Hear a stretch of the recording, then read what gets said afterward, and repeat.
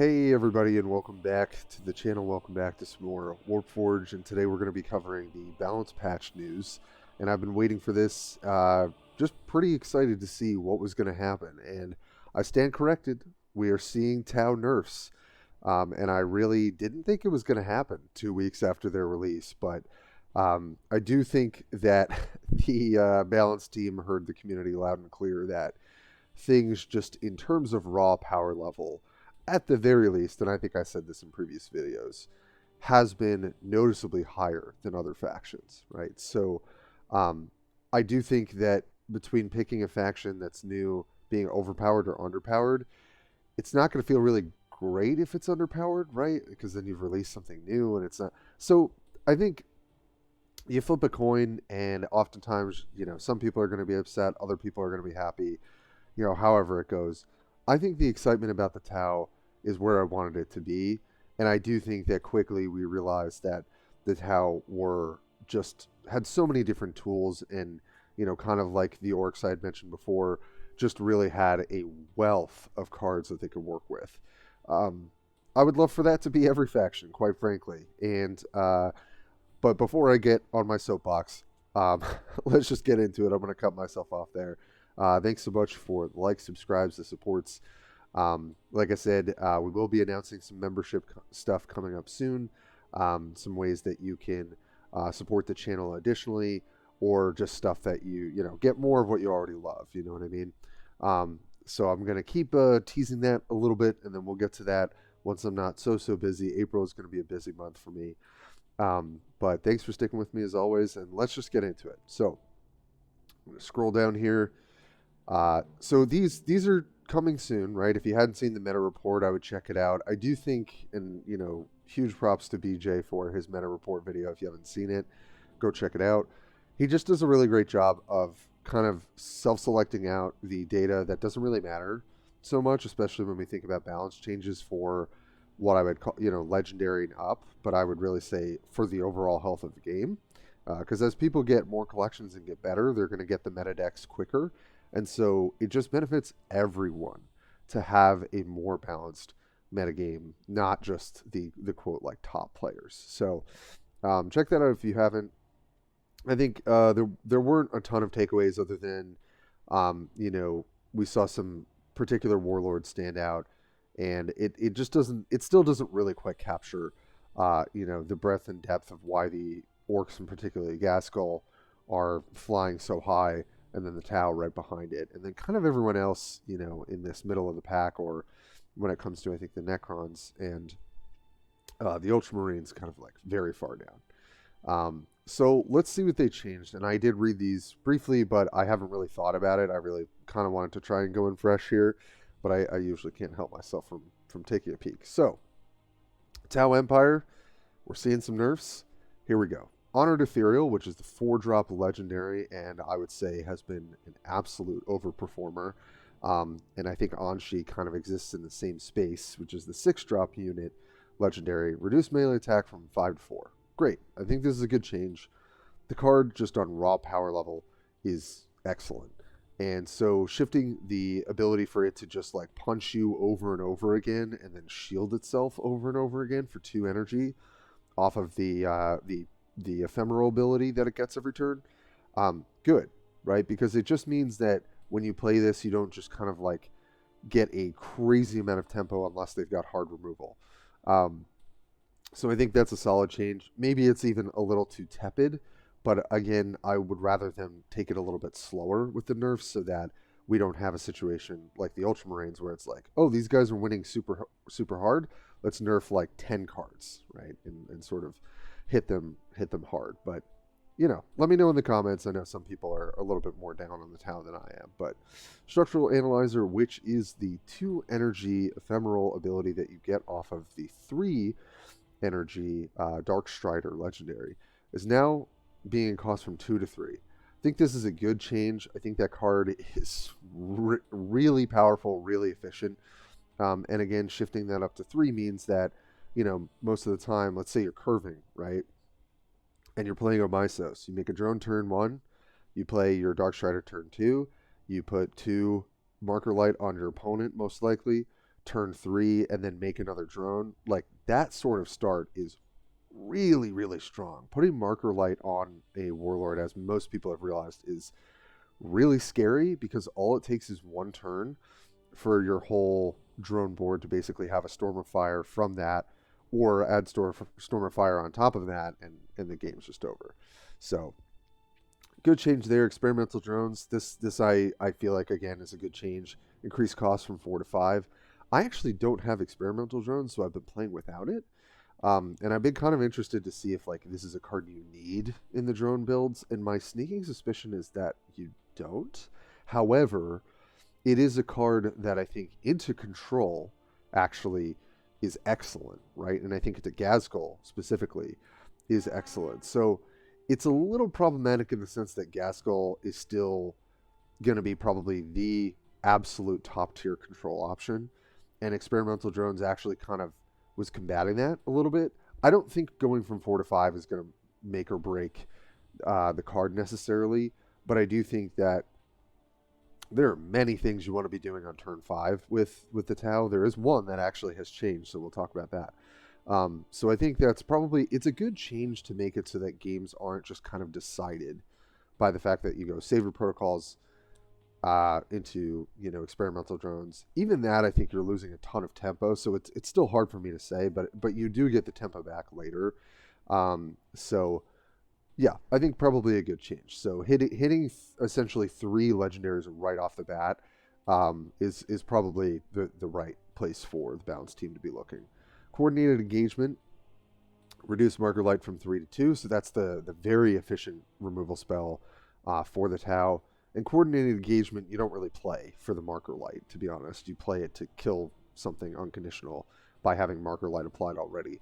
But the fact that they're basically making the kind of upfront condition, right, because you're not always going to have Marker Light set up, a little less powerful, just means that, again, they're not getting so much raw power out of all of their cards.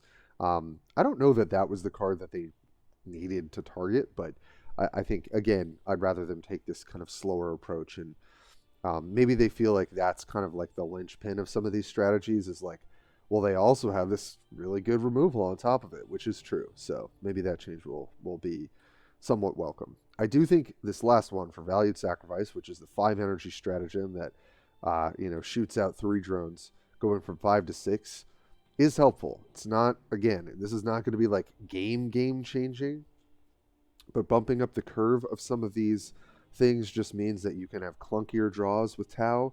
You're not going to have these insanely early power curve outs that are just kind of like run away with the game. It just means that your opponent also has more time to respond. I think there are still question marks around Anva's power level. I think there are question marks around just generally how certain drones are statted. And I welcome that commentary in the comments. I think that's valuable for us to talk about and to communicate to the Balance community. Those who are working on these changes. Again, these are not final, so that's why we make these videos. That's why I'm sure BJ and Ecclesiarch will weigh in as well, as well as I think Raziel does Balance videos too. So this is really our way of also advocating. I am not on the Tau needs to be nerfed into Oblivion train. I will say that very transparently. I think that they did need their power level toned down. It needs to be flatter, and I think that these are some pretty solid changes.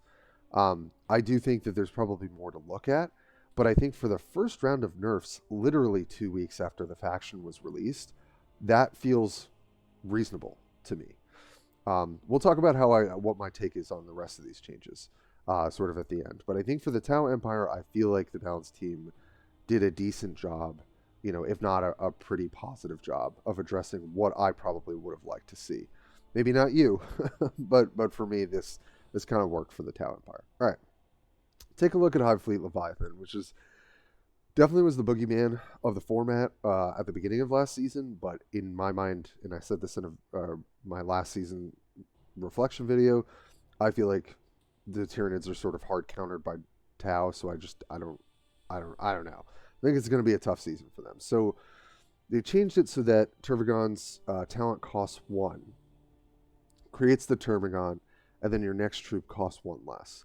Now this I'm interested to test, right? So what they're trying to do is make it so you can't just do 0 stratagem, put it in your hand, go about your day, right? It's still allowing you on, turn 2 to collect one in your hand and play the one in your hand, right? So sort of almost like Gaskell ability, putting a 2 health, small unit on the board. Is this significant enough to completely kind of curb Tervagon? I don't think so. But I wonder if this has other implications, right? Where it can actually affect other types of troops. So I'm kind of interested to see what that change means. I think that's probably fine. I think if it slows things down for them, and some of these other changes definitely do, it just creates less of this sort of feel bad moments. But I'm sort of thinking of like, but what about Swarmlord? What about, Neurothrop? What about Terra Vardengast, which I'm hoping to test a bit more this season? I don't know if they're going to be able to compete. It might just be that Tervagon is kind of the best, or most effective, Hive Fleet Tyranid strategy. So I'm a little worried for this faction, this patch, to be honest. So Tervagon now changed from Swarm Tide 2 to instead Tide 3, so that's bringing down that power level a little bit, slowing the game down. Termagant Brood increased health from 4 to 5.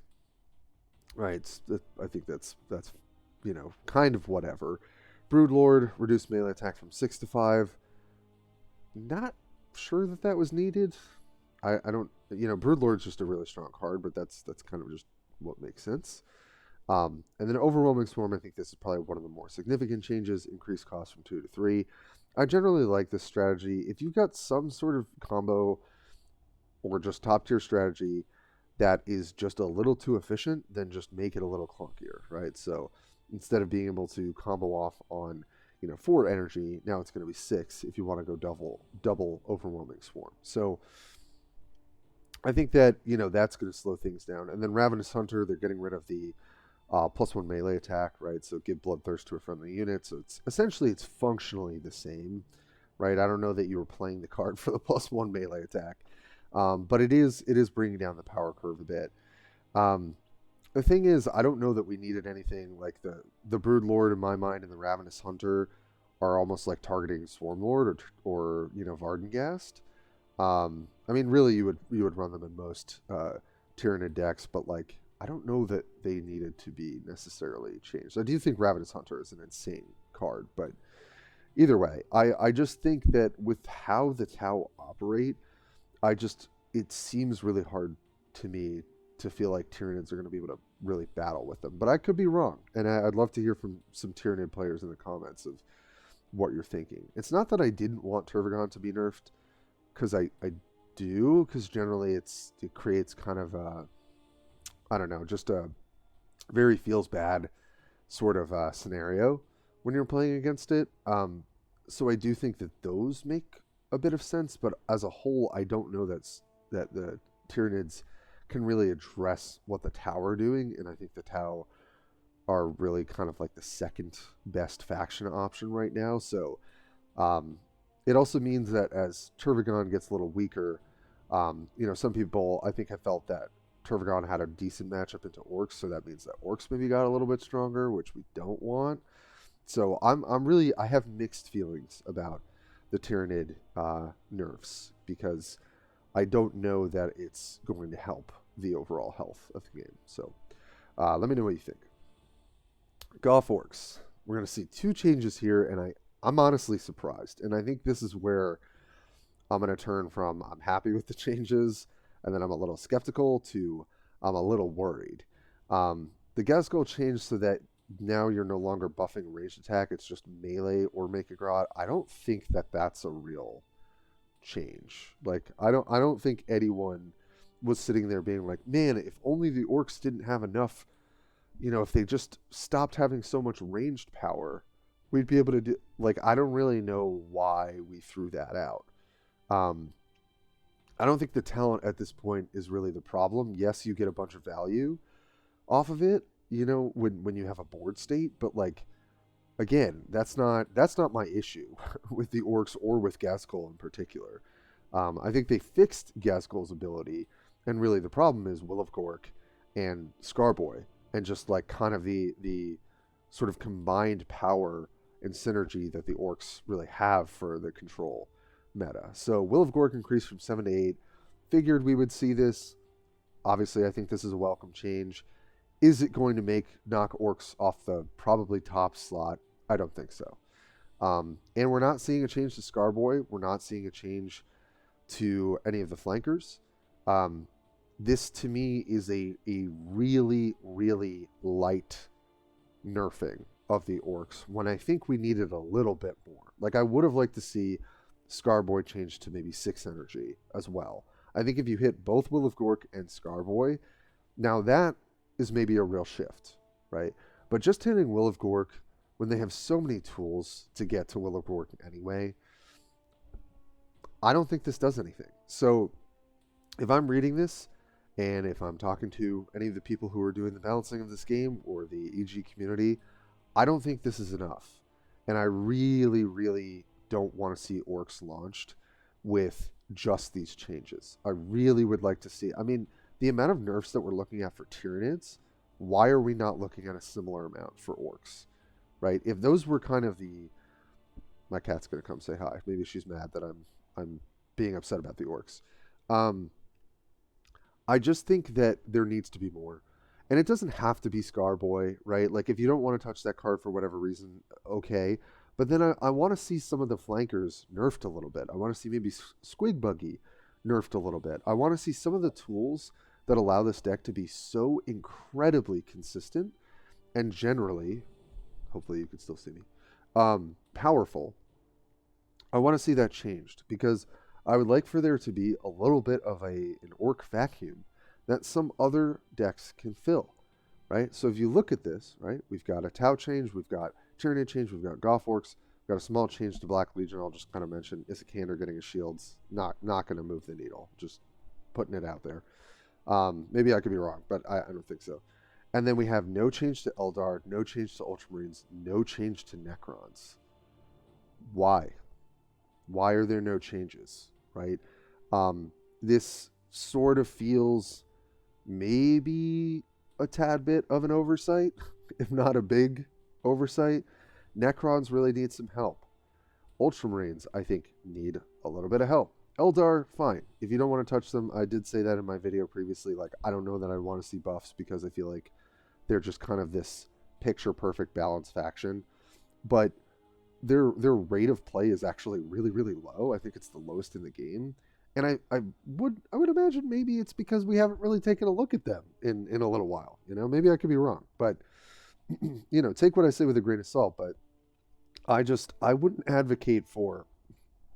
Sorry, I'm getting a little bit of sick, I think.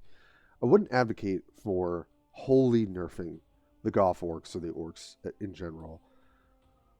But I don't think this is enough to address like a pretty challenging meta. I think you did a great job with Tau. I think with Tyranids, I understand where it's coming from at the very least. But for the Orcs, this is not enough. And I'm a little confused why we're not seeing any sort of touching of Ultramarines, any sort of touching of Necrons, and maybe something small, like, you know, the buff to the Striking Scorpions for the Eldar. So, you know, not to end into, I'm not going to say negative, but I would say we're ending kind of in a critical place of my main critique is that we started off strong here, and then there's some solid reasoning behind some of this. And then there's just really a whole lot of nothing. And so I really would advocate before the balance patch is released, if I could wish for anything, it's that spend more time looking at the Orcs. Spend more time looking at Scarboy. Spend more time looking at maybe Squig Buggy. Maybe some of the higher costed flank units so that they're a little less efficient, right? So maybe you don't hit some of those early turn like core pieces of the Orcs. Like I wouldn't really want us to touch mucking about or things like that. But maybe touching some of the cards that, okay, you give them a little bit more conditionality, a little less efficiency, then you're not going to see this control deck just absolutely steamroll anything in its path. So I guess that's where I'll end today's video. Thanks so much for sticking with me.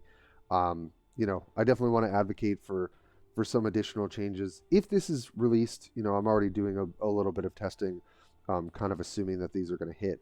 Um, it's still going to be a fun season. It's still going to be Tau season, probably. I'm really excited to play a lot more Tau than I did.